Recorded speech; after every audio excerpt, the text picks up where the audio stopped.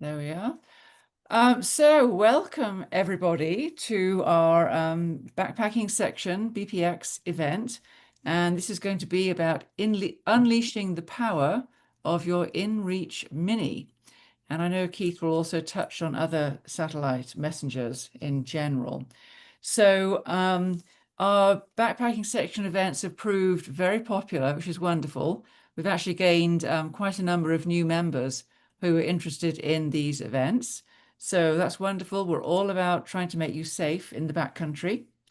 This is the last one we actually have on the calendar, but we have two kind of in progress or in planning, and one will be a training on CalTopo, and the other one will be related to trip planning and emergency plans. So Keith's presentation tonight fits very nicely with the emergency planning. So hold on for those. And if any of you have any requests or ideas for an educational event, either by Zoom or in person, please let us know. I think you all know our email address. It's cmcbpx@gmail.com, and we will address that. And before I introduce Keith, I also would like to invite any of you to contact me if you're interested in serving on the backpacking section committee. So I chair the committee. I've been on it since inception. It's a really, really good way to give back to the club. And if you're passionate about backpacking and helping people get out into the backcountry, this is the job for you.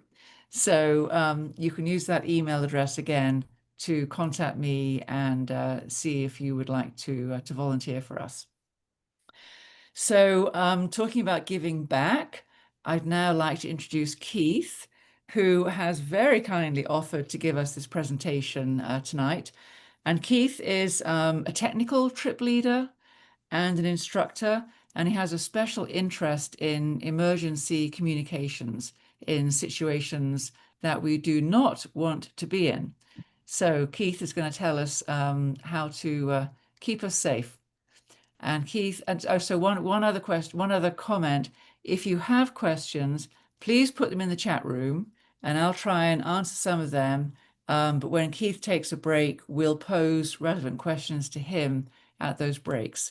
So please use the chat room for questions. And Keith, we'll hand over to you. Well, thanks very much, Louise. Thanks for the invitation, and thanks to all of you for taking some time out of your week to come talk about what I think is a really important subject. And I will stay around after we're done to answer questions as long as we can keep the Zoom link open. So hopefully we can get to most of them. I saw one of them in the chat channel just a minute ago from Lisa Powell, and we are definitely going to address the topic that she asked a little bit later, because I think it's one of the more important topics with the inReach Mini 2. So as we get started here, this picture of the inReach Mini 2 that's on the screen, and I tell you, everyone can see that. Is that correct? The screen sharing is on? Yes, it looks good. Okay, so that is the home screen, and we're going to be talking about that screen a little bit. So we'll go ahead and get started here to the slides. So before we start talking about specifics about the device, I did want to talk a little bit about why having this capability is important. And you read a lot of stories in the newspapers or the outdoor magazines about satellite rescues, but I found this one in Accidents in North American Climbing from the 2023 edition. And I think for a climber to say that they now consider their inReach to be just as important as their climbing gear, like the ropes and the cams, really speaks to how important having these types of communications are. And as we go out into the backcountry and we know we're going to be out of cell range, we probably do need to be carrying some type of satellite communications device. So I'm going to talk tonight about the features of the inReach Mini 2. However, this is from the Mountaineers blog, and this is from a blog article about the 10 essentials. And I think it's really important to emphasize that although I think carrying these devices is important, even more important than that is we don't need to be going out into the backcountry thinking, oh, if I get into trouble, I could call help. We need to be going out within our capabilities and within our training. And then we have these devices as a backup should we need them. So here's a quick list of what we're going to cover tonight. We're going to talk about um, the functions of the device. We're going to talk a little bit about the apps that go with it, the Messenger app and the Explore app. We're going to talk about the SOS function, and I have a video that I hope we'll be able to watch where I actually ran a test with Garmin a few weeks ago and sent an SOS message, and you're going to see what it actually looks like in that video. We're going to talk about the types of messages that you can send with this device, and we're going to focus on inReach to inReach communications, which is not really a type of message, it's a message path. But I think it's a very powerful use for this device. Talk a little bit about basic navigation. We'll talk about the trackback feature that is on here, and we'll talk about a built-in compass. It's also on the device. We'll talk about how to obtain weather reports, talk a little bit about the tracking function, and then go over a little bit of the limitations of this device and all satellite devices. And then I'll run through a sample pre-trip checklist, and we can talk about that. So one thing I will say before we start looking at the pictures of the device itself, the title of this was Unleashing the Power of the Device. If you really want to unleash the power of this device, there are a few things that you need to do. You need to make sure that before you go out into the field, that your apps and the device itself are updated. And just as important, if not more important, you need to make sure that you've trained on how to use these features. It's not a good idea to try to use them for the first time when you're in the field. So if you're out on a training hike, take the inReach Mini 2 with you, decide what you're going to focus on for that hike and play with it and see how it works. And then one other thing, not really the device itself, please make sure that you're carrying a backup battery and the appropriate charging cable, both for your smartphone and for the inReach. This is critical on multi-day trips. It's also critical if you're using the SOS function, and I'll talk about that a little bit during the SOS section. I've started carrying a multi-headed charging cable that does a USB-C, a lightning connector, and also a micro connector so that I can charge multiple devices using one cable instead of having to fumble around with multiple cables. Let's talk a little bit about the device itself, some of the functions and the smartphone apps. So as you may have seen in a video that Louise sent out ahead of time, overall the SATCOM devices are small devices. They allow you to communicate. In the case of the inReach system, they go via the Iridium satellite, which is important because Iridium has worldwide coverage. And these messages right now are text only to either phone numbers or to email addresses.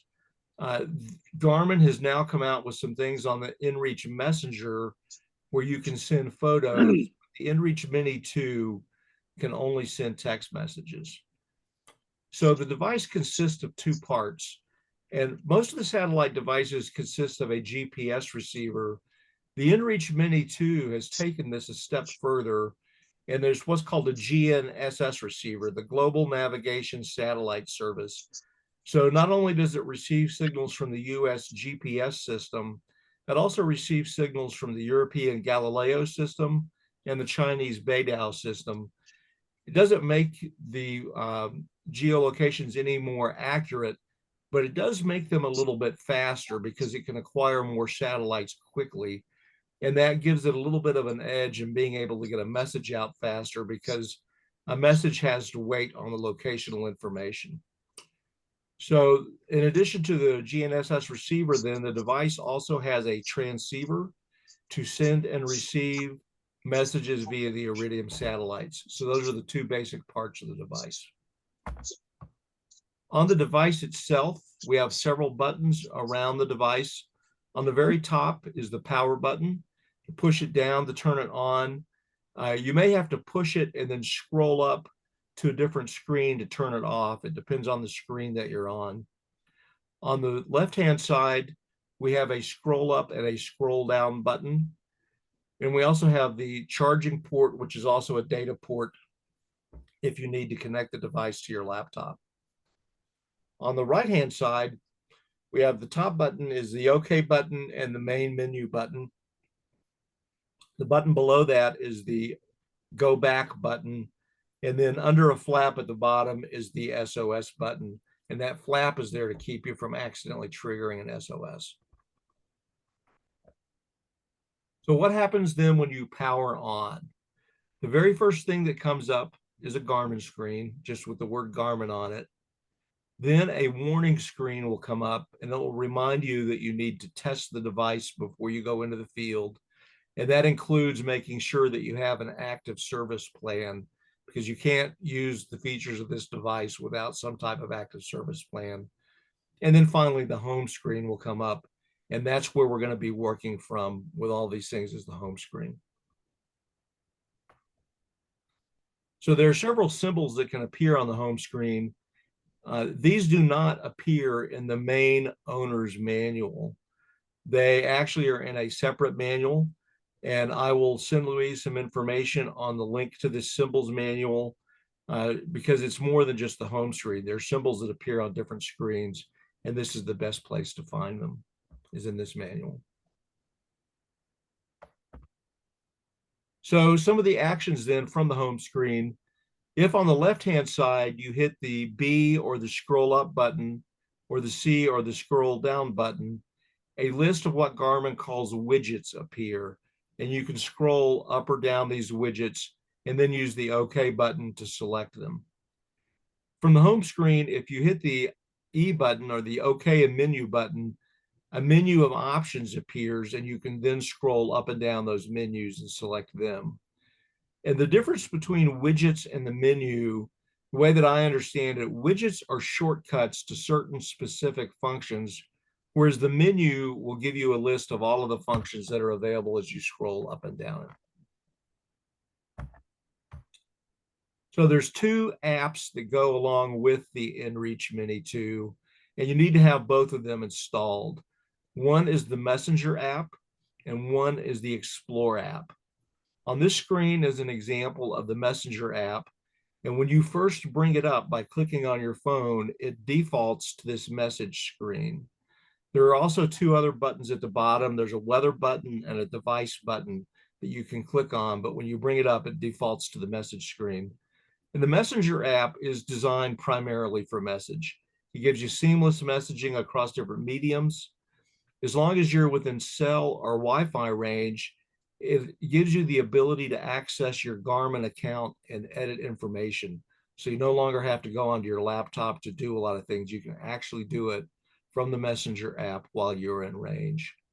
It also gives you access to weather, and it gives you the ability to initiate an SOS from the screen itself instead of having to push that button. One of the nice things too on the devices, it gives you your current number of messages remaining for the plan that you have and how long it is until the next time it rolls over. So it gives you an idea of how many messages you have left in the month. So the other app is the Explore app.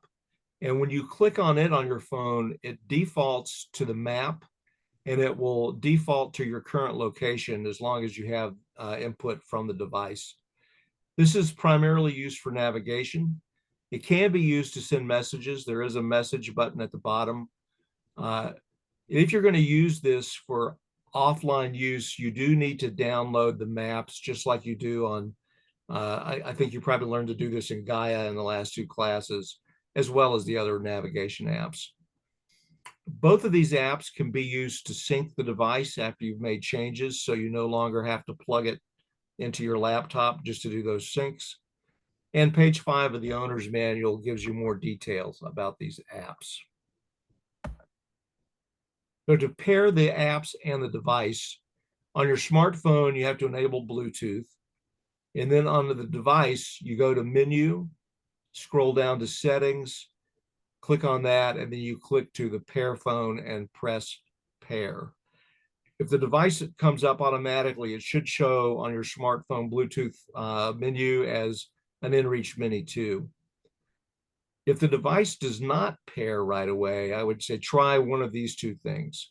You can power the phone off and on, and also power the device off and on. Then try going back through the Bluetooth and see if it comes up. If that doesn't work, you can also press the device button on one of the apps, and that should connect to the phone. So I'll stop here for a second. And Louise, if you want to pick one or two questions, and I'll try to answer those before we move into the SOS function. I actually don't see any questions yet. So it was just that question from Lisa about two-way communication between two devices. Okay, great. All right, so now we're going to move on to the SOS function, which I think is probably the main function that people first look at when they buy one of these devices. You know, it's the most critical one that we have on the device.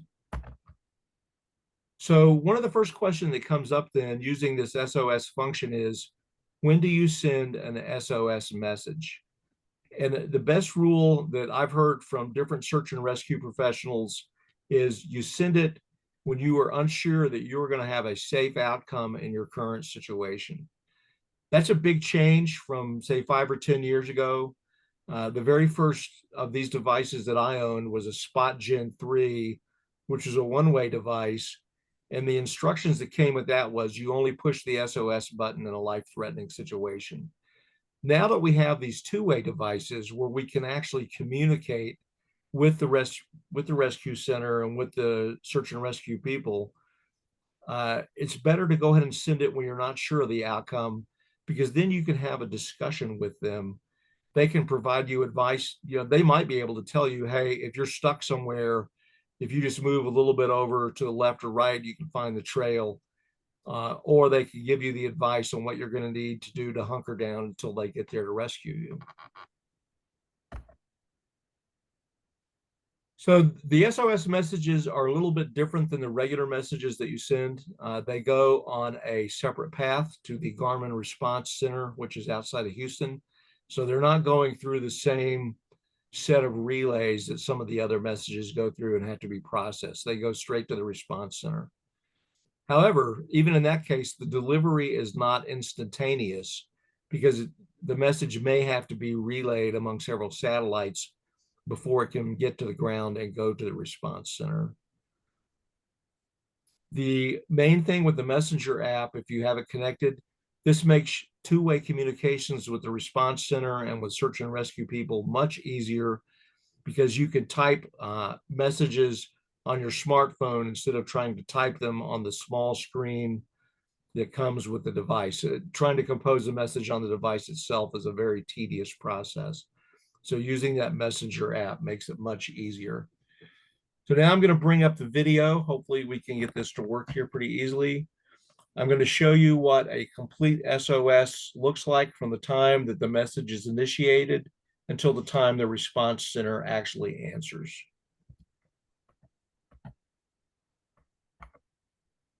Is the video showing there, Louise? No, I'm still seeing your PowerPoint. So let's see, hit stop sharing. There it is. Okay, is that showing now, the beginning of the video? Yep, now we can see the video. Okay, so this video, if you can see the time bar on the bottom, it took 3 minutes and 16 seconds from the time that I pushed the button until the time that I got a response back. So this is not instantaneous. The first thing that you're going to see when I start the video is a countdown timer. A 20-second countdown timer comes up, and the reason that it's there is that it gives you 20 seconds to cancel the SOS if you accidentally triggered it. And then it's going to go to several different screens as the message goes through different stages. I'm not going to play 3 minutes and 16 seconds worth of video just to watch a couple of different screens. We'll skip around, show you what the different screens look like, and then get to the end.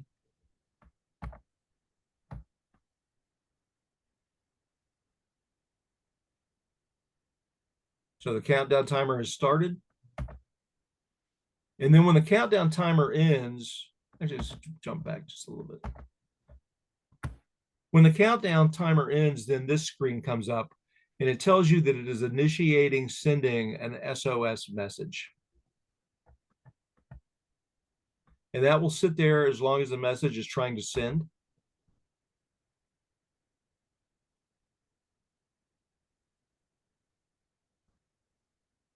And now you can see that the message has gone, but there are no messages yet back from the SOS folks.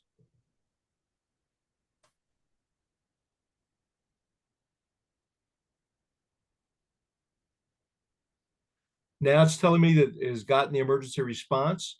I'm getting the response from the rescue center. And now we're going to go back to the messenger app and see what it looks like on there. Keith, this is a real situation, correct? So it's a test, but it is a real message going through. Okay. So I prearranged a test with the Garmin Response Center. You have to pick a time, and they tell you what to do. So this is exactly what it would look like if you triggered it for real.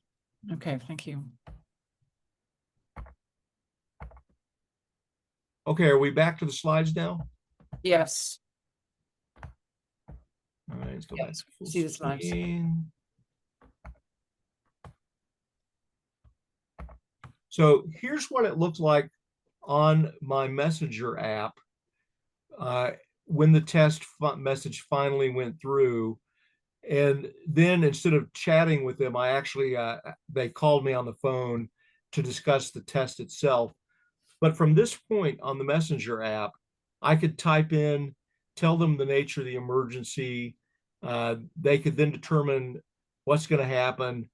And one of the nice things with the inReaches specifically, we heard from an incident commander at the Alpine Rescue Team at a session back in December that Garmin can give him some information, and then he can join a chat with you directly on the inReach and go back and forth so that you're actually talking to somebody from the rescue community, which is a very, very handy feature. A couple of final notes on the SOS function. When you trigger an SOS, it's going to start background updates on the device itself. So I think for the first 10 minutes, it's sending a location every minute back to the rescue center. And then for the duration of the SOS event, it will continue to send locational updates every 10 minutes. This leads to increased battery consumption on the device. So it's something you need to be aware of. I was in a first aid for climbers clinic down at Joshua Tree at Climb Smart in 2023.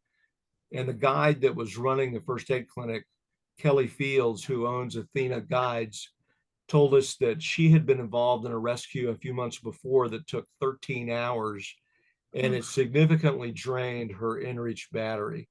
So that's why it's really important to carry a backup battery and a charging cable, because during a long rescue, you may wind up going through quite a bit of battery on the inReach.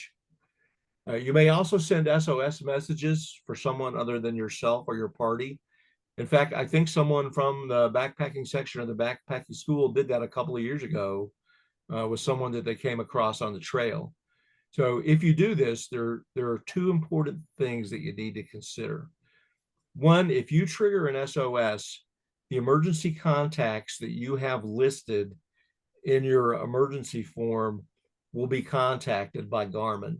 So you might want to, send a quick note to your emergency contact, say, hey, we're okay. We're actually doing this for somebody else. That way it keeps them from panicking and starting to make phone calls.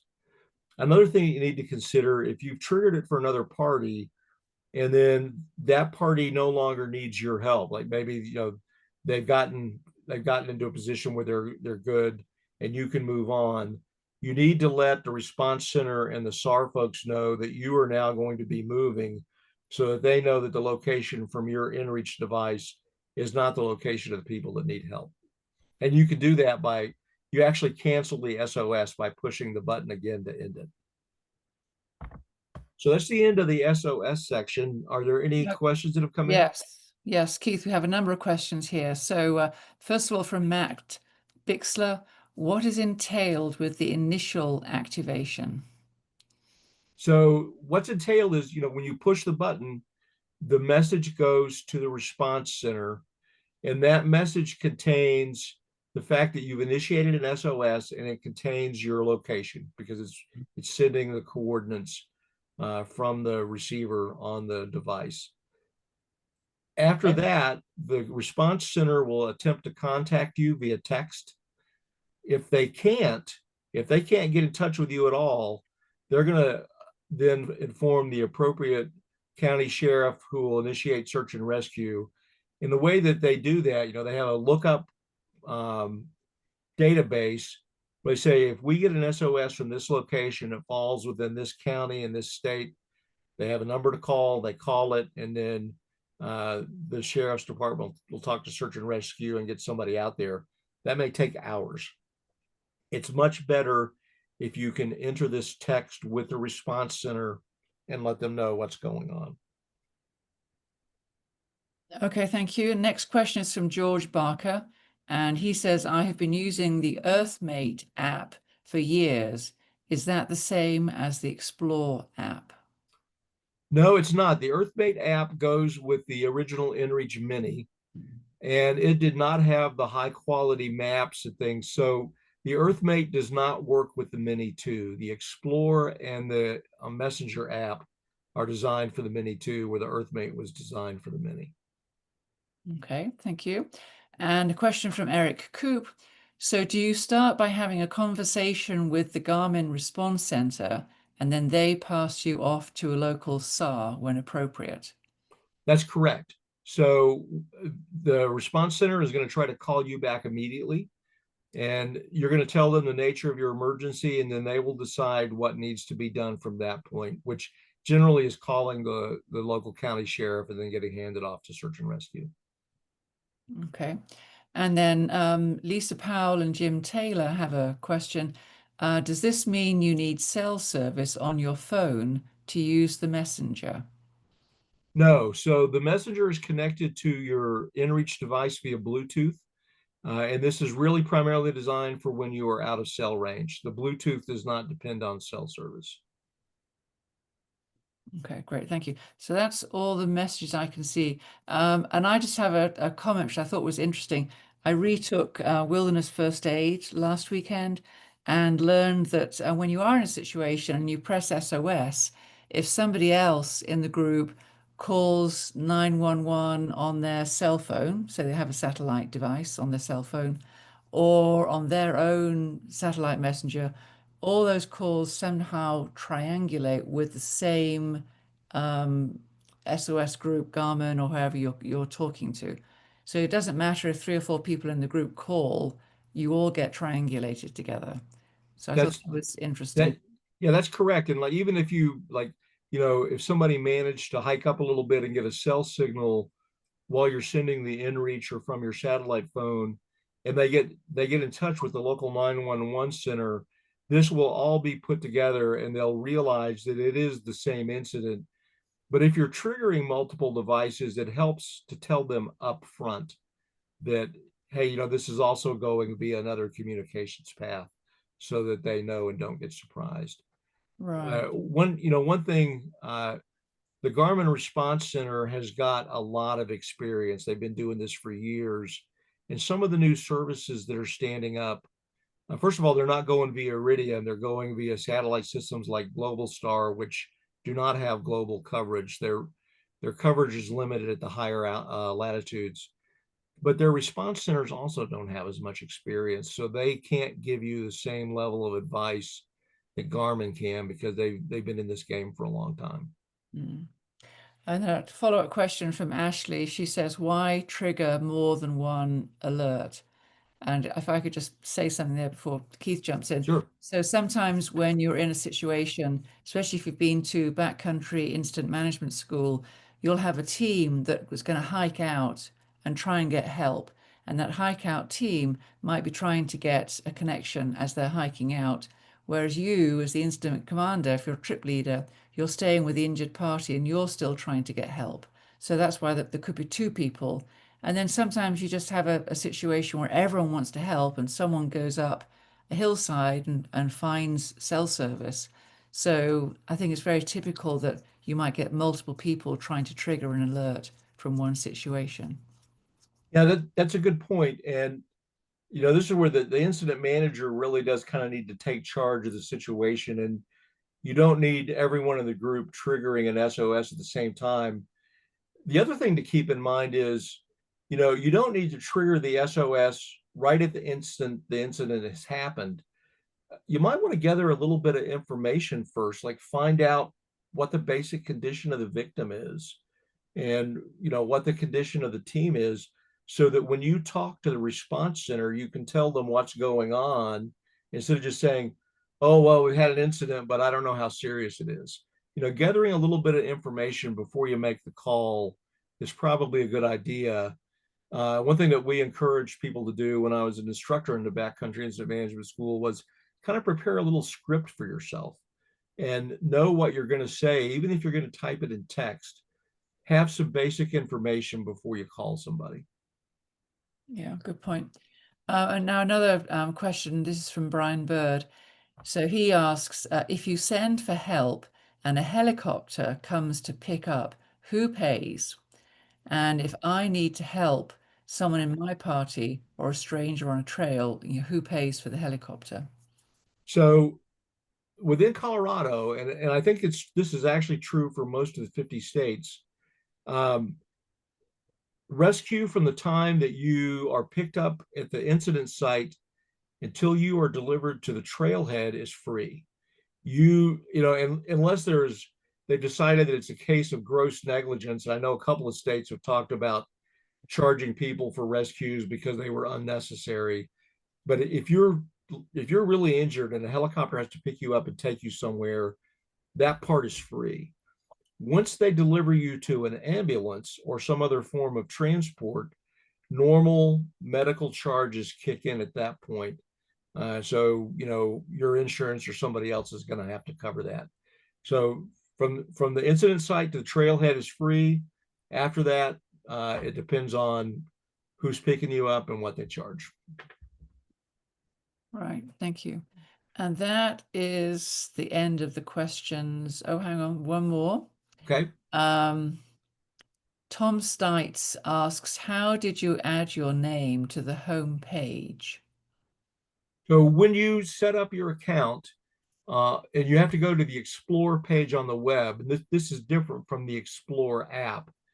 You fill out account information, and that account information with that name is what gets displayed on the homepage. Okay, great. Thank you. Okay. Yep. All right, so now we're going to talk a little bit about message types. So there are three basic types of messages that you can send with this device. The first one is a free message. It does not count against your message total. The other two each count as individual messages. So the first one, the predetermined message, it used to be when you signed up for a Garmin account, they had these predetermined messages, but you could edit the text. If you're getting a new Garmin account, and I think this goes back at least 2 years, maybe further, you can no longer edit these predetermined messages. You have three fixed text options. I'm checking in, everything is okay. I'm starting my trip, and I'm ending my trip. And when you send these messages, they will go to whoever you specified they go to, and there is no charge against your account for that. So what I try to do is I let people know, you know, when I get up in the morning and head out of camp, I'm starting my trip.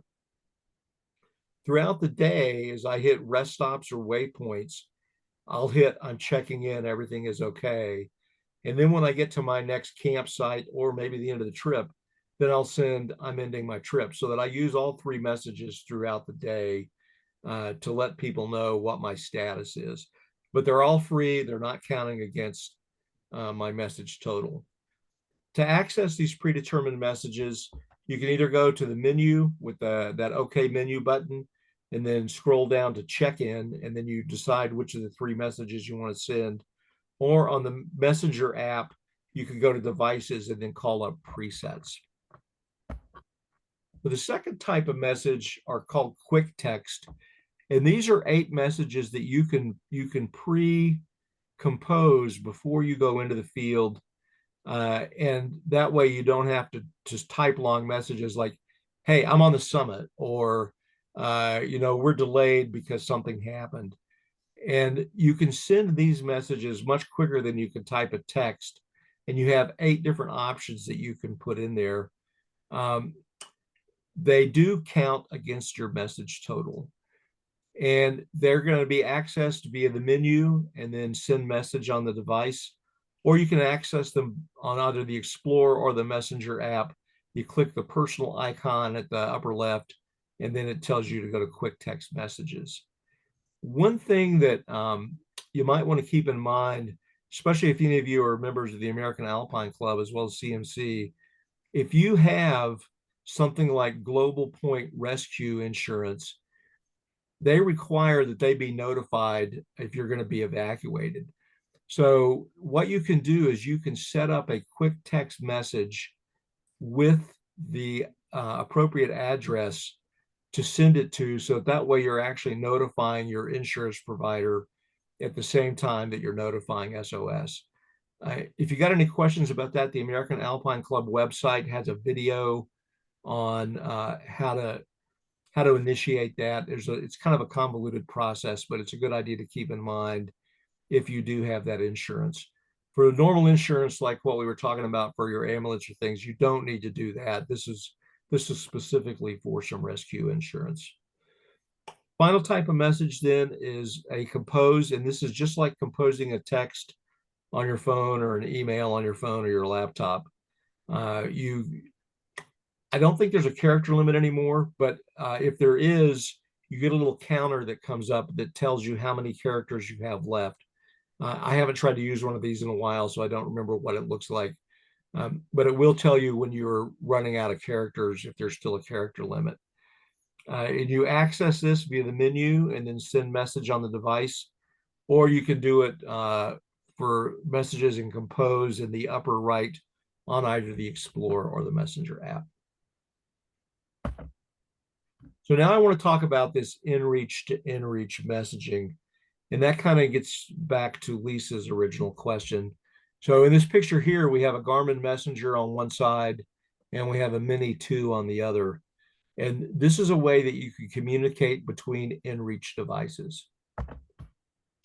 What we're going to talk about in this section, we're going to talk about what it is and how it works, the path it takes and the addresses. Talk about the messages you can send. Also talk about some use cases for inReach to inReach. And then we'll also talk a little bit at the end, can you send an inReach message to other SATCOM devices like a Zoleo? So inReach to inReach messaging is really a message path. It's not a message type. This allows inReach users to communicate between themselves when both users are out of cell range. It follows the same message path that you're going to use if you're sending a regular message. So it doesn't go directly from one device to another. It's going to get bounced around, go through processing center, then get bounced back up to the satellites and come back to you. So it is not an instantaneous form of communication.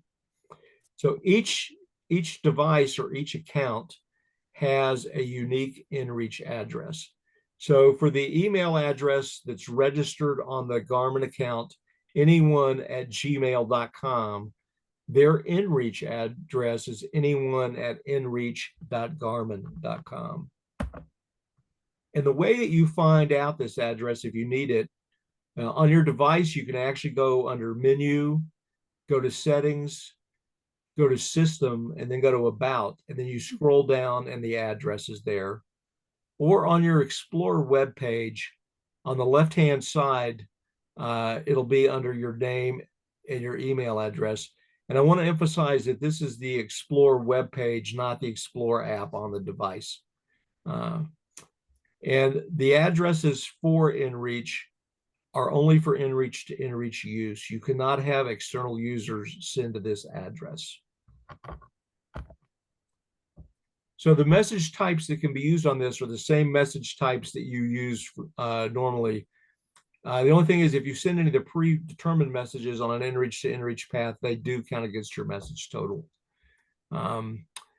It's also best if you think you're going to be in inReach communication with somebody else in your party has an inReach, or you're going to be trying to communicate with another party in the field, it's best to get their address first and go ahead and enter it into your address list. That keeps you from making mistakes with the address. And we're going to talk about that a little bit at the end. So what are some potential uses for inReach to inReach messages?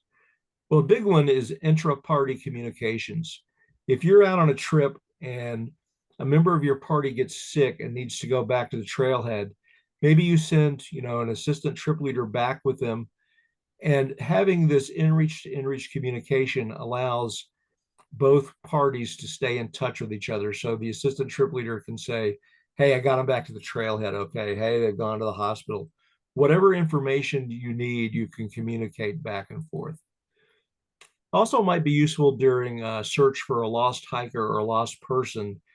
If the incident manager is going to send search teams out, and each of the search teams has an inReach device as well as the incident manager, and let's say they're doing an extended search where the plan is for them to be out for an hour, and 10 minutes after the teams leave camp, lost hiker wanders back into the group. The incident manager can send a message out saying, hey, person's back, you can come back now, and you don't have to do the full search. Another potential use is between parties that are going to meet at a common objective. You can, let people know what your progress is. You can also let them know that maybe you had to change the objective. I'm sure there are other uses for this that I haven't thought of and that we haven't discussed. So it might be worth discussing among yourselves and thinking about what scenarios you might want to use this in. And now I want to talk about a special use case for inReach to inReach messages, and that's navigating to a message location. So if someone sends you a message inReach to inReach, and it has the location information included in it, which you could choose whether or not location information is included, but if you do, there's actually a way that you can bring up a screen to navigate to that specific location. And to do this, on the home page, you go over to your scroll buttons and go either up or down through your widgets. You find messages on your widget side, and you select the conversation that you know has the location information in it. Then you select the specific message within that conversation. If you press OK, that opens up an options menu on that message. And that menu has more options than just this navigate option. It's got an option to show you the time. It'll show you the location it was actually sent from. But the easiest way to navigate to it is to select navigate from that menu. And what you see on the screen here comes up. It gives you your bearing, and it tells you that it's 2.8 miles to that location. You can also display this on the Explore screen. Anything that you're displaying in a navigation mode on your device will show on your screen, which gives you a much better map instead of just a line and a distance. And by the way, those little symbols that are showing up on there, this doesn't show up in any of the symbol manuals. I had to call Garmin and ask about this. Those little boxes are actually other waypoints that I had marked in the area. That's why they show up. So they're not really related to the message that you're seeing, but they do show on the screen. So can you send a message to a different brand of satellite device? The answer is yes, but you can't send an inReach to inReach message to them because inReach to inReach are only for inReach devices with messaging capability. So if you want to send a message, say, to someone that has a Zoleo, you'd send it just like you were sending it to a phone number or an email address, which means that you need to know the unique phone number for that Zoleo device. And if you want them to be able to send messages back to you, you need to initiate the conversation first, because they can't just send to what looks like a phone number that shows up on the screen. It's usually a 201 number. That is not specifically assigned to your device long term. It's only assigned during that particular conversation. So if you want to be able to communicate with a Zoleo or some of the other devices that may be out there, you need to test it and set it up before you go into the field to make sure that the communication path works. One other thing, if you need to check for new messages, like let's say you were expecting a message and it hadn't shown up, there is a way you can force the device to check for messages. On the home screen, if you scroll up one, the next one up is message check. So the message check shows up, you press OK, that initiates a message check, and that way you're going to be up to date on your messages. And that's it for messages. Any questions on that? Yes, Keith, we do have some messages. So Mark Bennett wanted to know, do the free messages include a position fix? Yes, as long as you've specified that they're going to get that. And you can do that from the Explore page. When you set up your distribution, you specify whether or not you want a location to go with it. You can also toggle locations on and off in the field. I don't know if you can toggle them on and off for the presets. I don't think so. You can toggle them on and off for the other two types of messages. And it said, as long as you're still within cellular Wi-Fi range, you can also edit that list of who's going to get the presets from the Messenger app.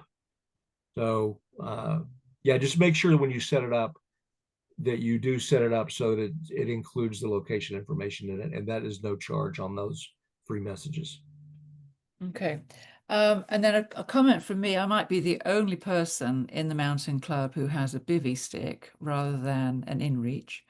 And I have been pretty successful sending communications to other inReach devices on trips for the reasons you listed when I've had to walk somebody out back to the trailhead, injured party, whatever, check in with somebody.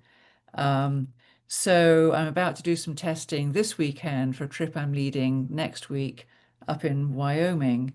And everyone has it. Well, not everybody. The people that have a device have an inReach, and my bivy stick has a phone number. And so we always do a test before we leave our Wi-Fi area. And I've always got it to go through before. So I'll be doing that testing on Sunday and see how it goes. Yeah, great. It's always a good idea to test the communications paths that you want to depend on, test them out before you go out in the Yeah. field. Yeah, I always do that. The and I don't know whether the inReach does a kind of a group check-in, but with the Bivy stick you can do a group check. You can have five different phone numbers or inReach addresses as a group for a free check-in message. And I did some testing actually with Bivy stick because the international phone numbers did would not go through in a group message. You had to send an individual message, which you pay for as a one-on-one message. Oh, So that's interesting. yeah, it's very, so I always test out everyone's emergency contacts. Well, not the emergency contact, but sometimes people have a contact they would like to communicate with when they're, say, hey, we're at camp, we're leaving camp, we're going to do this trail, we're back at camp. So it's not necessarily their emergency contact, but somebody they want to communicate with while we're away. So I normally have them in my bivy stick, and so we do a testing and communicate with them with the free messaging that's available. Right. So the free messaging on the inReach does allow for group. I don't know if there's a limit on the number of users that you can put in. I've never tried it. I've only had like maybe 5 or 6 people on there, but you can enter in a mixture of phone numbers and emails in there, and it looks like it would take quite a few entries. Yeah. Yeah, good. Okay. Okay, so now Ashley has a question. How do you send photos? So you do not send photos with an inReach Mini 2. This is a text only application. Uh, Garmin has established a thing now with the newer versions of the Garmin Messenger where they do allow photos to be sent. I don't know how fast they go through, and I also don't know how much extra they charge for those to go through because they require a much larger bandwidth. Yeah. Okay. And then Marshall Miley has said, could you repeat the inReach address for inReach to inReach is it the email someone at inreach.garmin.com?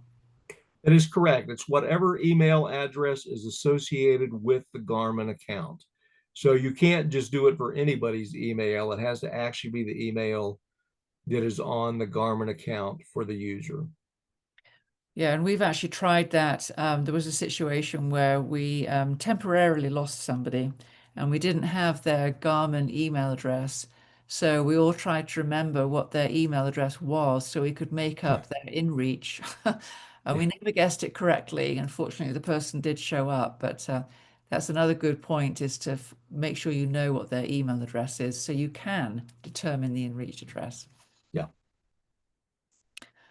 Okay, thank you. So that is the end of the current messages. Okay. So we'll move on to navigation. And there's several different options for navigation. The Explore app on your phone, the maps are very good resolution. They're basically the same as you find on Caltopo or Gaia or All Trails.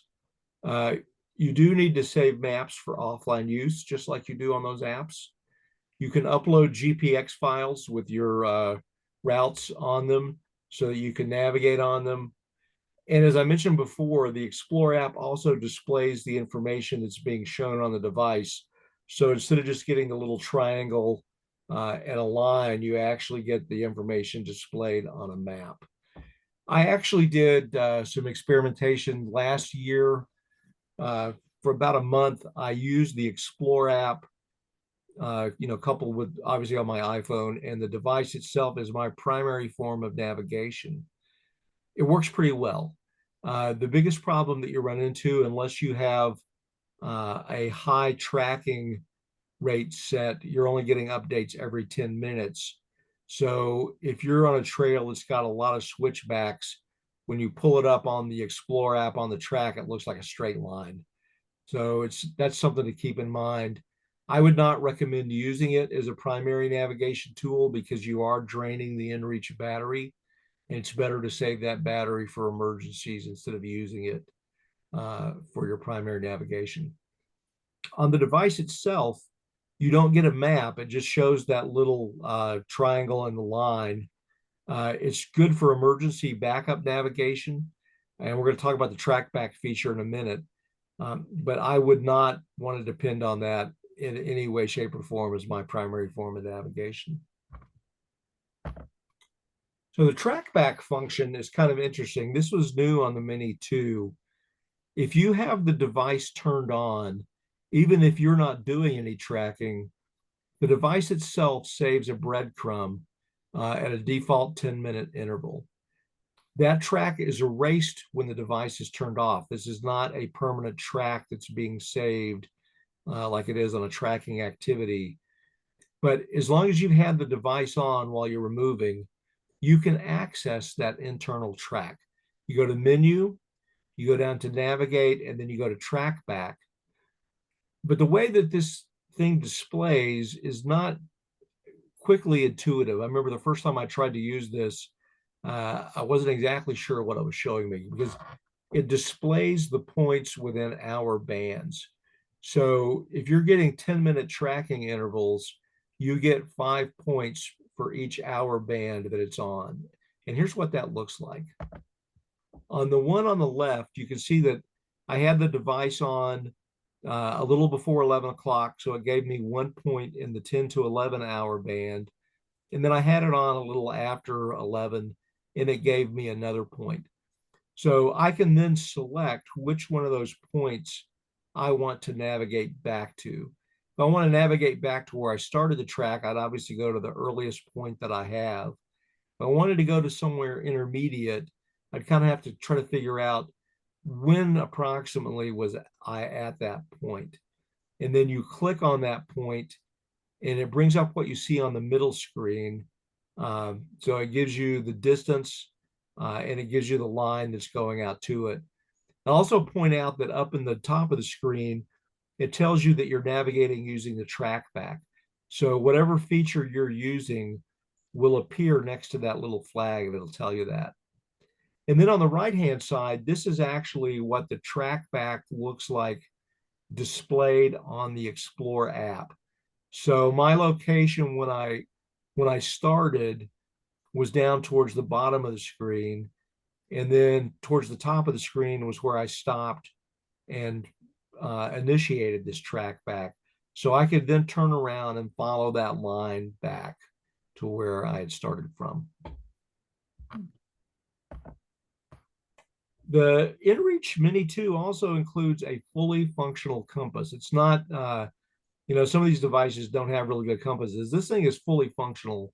Or at least the way that I like to use it, I hold it level in front of my body, and then I turn my body completely if I want to get a bearing on a distant object. You could just turn the object in your hands, but that's not giving you an accurate point to what you want to get. But it is very accurate when you try to do it. And there is a switch on the settings function where you can switch between magnetic north and true north in the menu. And from time to time, the compass may need to be calibrated. So if you think you're going to use the compass option on a trip, I'd recommend doing a calibration before you start out, just like you're checking everything else. And here's what that compass looks like. So as you turn your body, it's going to rotate and give you the bearing to the object you want. Okay, that's it for navigation. Any questions on that? No questions on navigation. Okay, we'll talk quickly about obtaining weather reports. So you can obtain a weather forecast either for your current location, which is the default, or for a specified location. And you can either do it on the device itself, or you can do it on the Messenger app. On the device, you scroll to the weather widget, and then you hit OK menu. On the Messenger app, you use the weather button that's at the center bottom of the screen. I'll note that the weather also shows up on a different screen on the Explore app, but what it really does, it takes you back to the Messenger app and that information. If you want to obtain the weather for another location, like maybe you want to know what the weather is going to be like at your next campsite tomorrow, you can't just type in a lat long. You either need to scroll to it on the map and get a point there, or you can create a waypoint in the waypoint menu for that location, and then select that waypoint from the menu on the weather screen. And here's what they look like. On the device itself, it's got the current forecast view, and then you can scroll down and the remainder of the forecast comes into view. On the Messenger app, you can see that at the top, you have hourly forecast, and that hourly forecast goes out for 24 hours. So you can scroll across the top and see it. And then you get a forecast for the next 3 days, as you see there at the bottom of the screen. Any questions on weather? No questions on weather. Okay, next we'll talk about the tracking function. And I'm personally not a big fan of the tracking function because hang on, Keith. Sorry, Keith. One question's just. Okay, go ahead. Yeah. So what is the source for the weather information? That's a good question. I'll look that up. I have not looked that up before. So what is source of weather info? I will send that in the email that I sent to you, Louise, for follow-up, and you can send it out to the group. Thank you. And then we have another question on weather just come in from Brian Bird. What is the difference between BAS or base weather and premium weather? Base weather, yeah. What is the difference between base weather and premium weather? I do not know the answer to that, and I will look that one up as well. I will say that when you click on the weather function, it costs you a message on your subscription. So I'll look up the difference between base and premium weather and include that in there as well. Okay, thank you. And that's it. Okay. So for tracking options, I'm starting to say, I personally don't use tracking options because they burn battery. I'll send a location when I think a location needs to go out instead of trying to let somebody see where I am every 5 minutes. But this is available if you do want to share it with people. So there are two sharing features. And I'm not going to go into the details on them because they get pretty complicated, but there's a thing called live share and there's a thing called map share.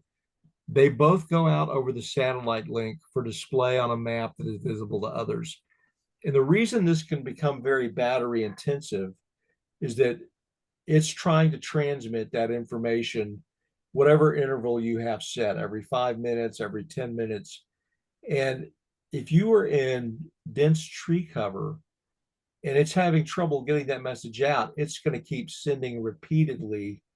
And it's just going to start draining your battery at a much higher rate than it would normally go.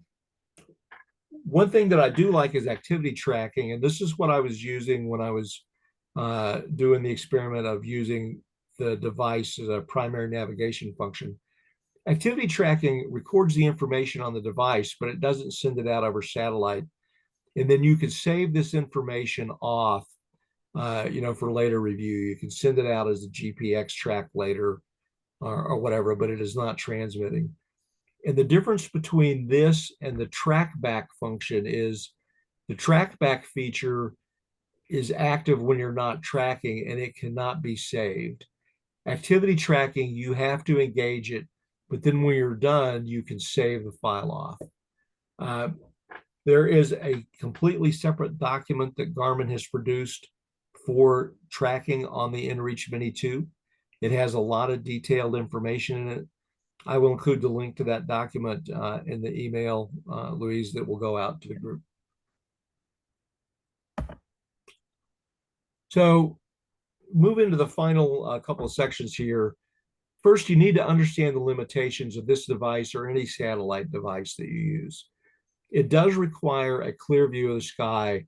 The more obstructions you have, the more messages may be delayed. If you're in really dense tree cover in the Pacific Northwest, or you're in a slot canyon in Utah, you may not be able to get a message out at all. You may have to move to a point where you have a little bit clearer view of the sky. However, there's a myth that has gotten started that it requires a clear view of the southern sky, and that is not true with these devices. These devices are communicating with satellites in low Earth orbit, so they require a view of part of the sky. The only time you need a clear view of the southern sky is if you're using a device that is trying to communicate with geosynchronous satellites, and those are generally really expensive satellite phone units that none of us are carrying. So don't concentrate on the southern sky, just try to get a clear view of part of the sky. Something else that you need to be aware of, these systems do suffer outages. They're very complex systems on the ground. And I look at outage reports on the Explorer website every once in a while. And sometimes there can be outages that last for hours for routine messages. This does not impact the SOS messages. I'm not saying that the SOS system could not suffer some sort of outage, but it does not suffer the same routine outages that the system can suffer. But you do need to let your family and friends know that if they're expecting a message from you, it may not come through for a couple of hours if there's a system outage. And that's a discussion that you have to have about whether or not they're going to call for help if they don't get a message from you. And something that needs to be taken into account. One thing that I've already kind of touched on, addresses in these messages do need to be entered correctly because you do not get an automatic comeback either from email or from a text to a phone number saying that a message is undeliverable. If it's undeliverable, it just doesn't go anywhere and you don't know it. So make sure that your addresses are correct. And as we already kind of touched on, if you want your family and friends to be able to initiate communications to you before you've sent them a message from the trip, you may need to set that up ahead of time so they have the proper link to send to. And here's a sample pre-trip checklist. I wouldn't say that this is the one that everybody has to use. It's just one to kind of keep in mind. Is your device fully charged? Have you updated the apps? And does the Bluetooth connectivity work? And those two together are important because I had a situation recently where I had not updated apps on my phone in quite a while. I updated the Messenger and the Explorer, but the update just on the apps itself was not enough. So I still could not connect the Bluetooth. I actually had to uninstall and reinstall the apps to get them to work. So make sure that you actually check the Bluetooth connectivity with your apps before you go out. You want to make sure that you've got your appropriate maps downloaded. Same with any GPX files that you want to use. Check connectivity to any of your desired users. Make sure you got the addresses entered into your contact list that you're planning on using. Also, make sure that your emergency contact info and your trip plan info is updated. And you can do this either from the Messenger app while you're in cell range, or you can do it on the Explore page, which is easier. And there is a box on there under emergency contact info where you can enter your entire trip plan so that when they get an SOS and they can look and see, oh, well, this is like whatever date, and they said they were planning on being in this area at this time and they were going to go, climb this particular local peak. It gives search and rescue a little bit more detailed information to work with. And then make sure that you're carrying the appropriate charging cable and an external battery. So before we close for final questions, I'd say here is my contact information for follow-up, and I'll also put that in the email. If any of you have questions that come up later, or if you need some help testing the devices, like maybe you need somebody to send you an inReach to inReach message, contact me.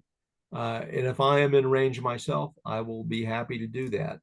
I will say I leave on Sunday, headed to the Pacific Northwest, and I'll be gone till the middle of August. So I might not be easily reachable, except maybe via inReach to inReach.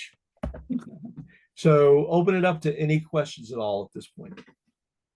We have one more question on the chat room, and then we'll ask everybody to unmute if they have a question. So Tom Stites would like to know, how do you set up, hang on, it's gone now. How do you set up the predetermined message before a trip?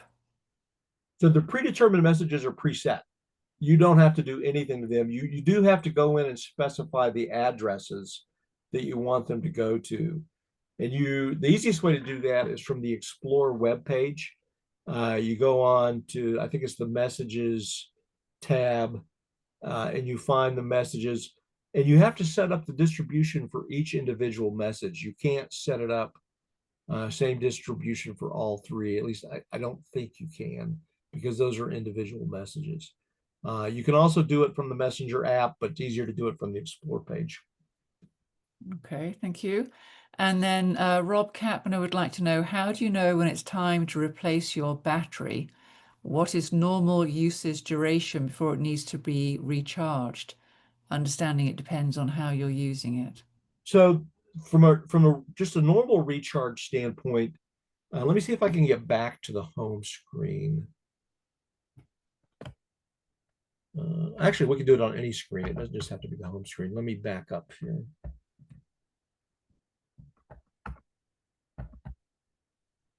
I'll go back up to the very.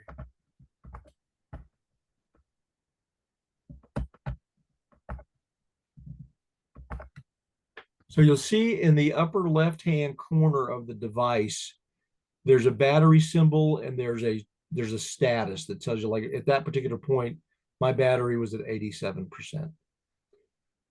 I don't know how to replace a battery in one of these inReaches. I've never had to do it. That should be in the owner's manual. But I don't know how it tells you if it gets to a point where your battery does need to be replaced. I'll look that up and see if I can find that. Okay, thank you. And a question from Ashley. Do you recommend using it for the compass or carrying a separate compass? So I know the answer to that. that's a really interesting question. I no longer routinely carry a compass because I have this and I have other navigation devices. So it's just something that I've stopped carrying on a routine basis. Having said that, I do carry a separate little rescue mirror in case I need to signal, whereas before I depended on the mirror that was in my Lensatic compass. So, this compass on here is really good. The one thing it doesn't give you, I guess, it doesn't give you a good thing to draw a straight line with on a map. And one thing that that we haven't discussed in this thing before, in any of the satellite things, but I've talked with some other people. The whole issue of map and compass. Even if you are using these apps on your phone, or if you're using the Explore app, you still need to know how to read a map, because you need to know what the map is telling you, what contour lines are, what different features look like. So using these devices has not eliminated the need to know how to read a map and how to use a compass. Yeah, good point. Thank you. And now a question from Erica Schiller. How can someone else in my family use the inReach if she is not with them? For instance, if her son goes on a scout trip without her, can he take her inReach? He could, so he would have to know how to use the device, at least in its basic functions. Um, I would update the trip plan on the Explore emergency information to say who's actually carrying the device. And if the person that's carrying it has a smartphone, I would download the apps onto that smartphone and make sure the person knew how to use the apps to text using the device. Right, thank you. Um, I think that's the end of our written messages.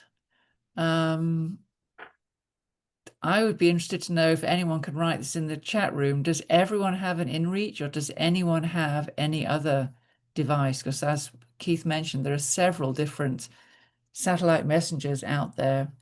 And I think I'm the only one that has a bivy stick. I did meet someone that had a Zoleo, but nearly everyone has the inReach.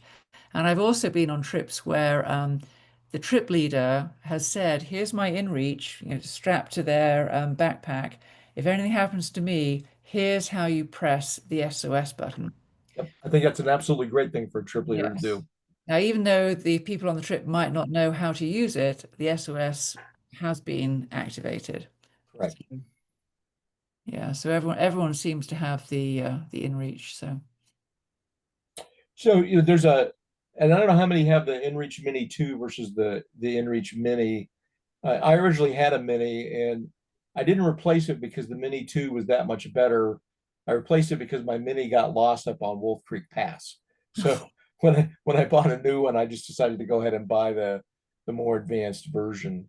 In the gear review for this last year, the inReach Messenger actually came out slightly ahead of the inReach Mini 2, because it does have the capability to send pictures and a mm, few other things, but the Messenger does not have the navigation features. So that's why I prefer the Mini 2 over the Messenger, the navigation. okay, wonderful. So we Brian Bird is offering to have you do a paid seminar. I'm not sure if that's just for you. You'd like to know if you'd like to do a hands-on seminar and charge for your time. uh, I wouldn't say no, but what I would say first is that I will also include a couple of links in the email that I send to you on some really good YouTube videos that are out there on this device. Garmin's video, which I think is about an hour and a half long, is great.